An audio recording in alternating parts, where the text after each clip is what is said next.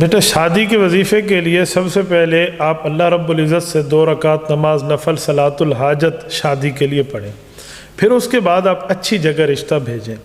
رشتہ بھیجنے میں ایک بات ذہن میں رکھیں، حضرت ابو ہریرہ رضی اللہ تعالیٰ عنہ جب شادی کا ارادہ فرما رہے تھے تو رسول اقدس صلی اللہ علیہ وسلم کی خدمت میں گئے تھے۔ اللہ کے رسول نے فرمایا تھا تنکح المرأۃ لأربع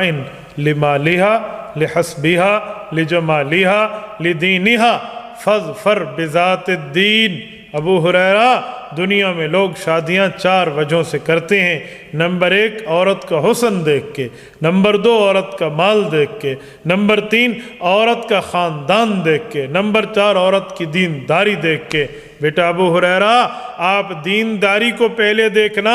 دینداری کو دیکھنے کی وجہ سے اللہ رب العزت آپ کے اوپر کرم فرمائے گا۔ تو جہاں آپ نے شادی کرنی ہے تو آپ دینداری کو دیکھیں، اللہ سے مانگیں، وَأُفَوِّضُ أَمْرِي إِلَى اللَّهِ إِنَّ اللَّهَ بَصِيرٌ بِالْعِبَادِ پڑھ پڑھ کے آسمان کی طرف پھونکتے رہیں اور اللہ سے مانگیں میرے مولا میں شادی اس لیے چاہتا ہوں تاکہ میں عفیف بن جاؤں، پاک